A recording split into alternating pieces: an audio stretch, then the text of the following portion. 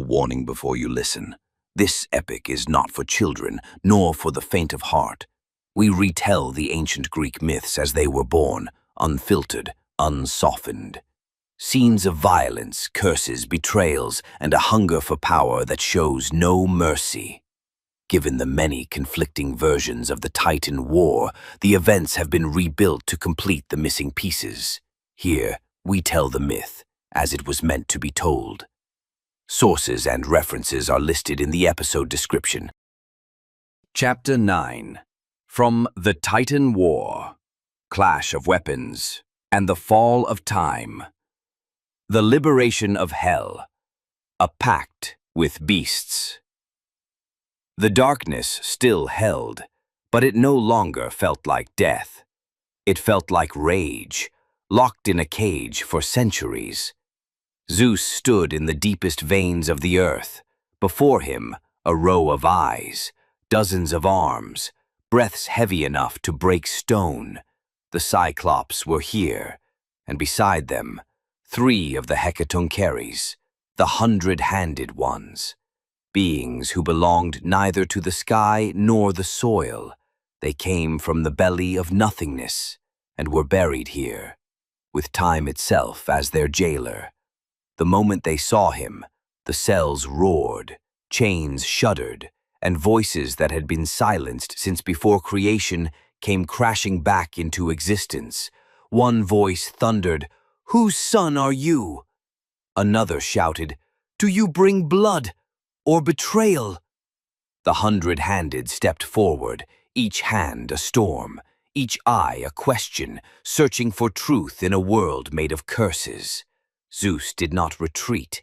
He bore no thunderbolt, no shield, no crown, only an oath, bleeding from his throat, every word carved into the marrow of his bones. He said, "I have not come to rule you, nor to resurrect lost glories. I have come to burn the name that caged you, to break the time that forgot you." One Cyclops laughed. "Without strength? Without a thunderbolt?" Zeus stepped closer, lifted his bare hand, pointed to the chains, and whispered like fire being born, "I don't need strength. I've come to unleash it." The eldest Cyclops stepped forward, his body like a collapsed mountain, a broken sword embedded in his back, left there by time as a mark of refusal. He pulled it from his flesh and handed it to Zeus. "Whoever breaks these chains," he said, "is no mere leader. He is a murderer of time itself." Zeus took the blade. It wasn't forged in fire, but in betrayal and silence. With every strike on the iron, the earth screamed. The fire clapped. Hell opened its mouth and welcomed him. The chains cracked, wall after wall, cry after cry, until it felt like the cosmos itself was unraveling in reverse. The first to be freed. The Cyclops.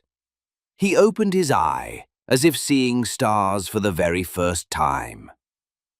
Then, one of the 100-handed, and when he lifted his arms, they fell like a storm of boulders upon the earth. In a single breath, the core of the world quaked.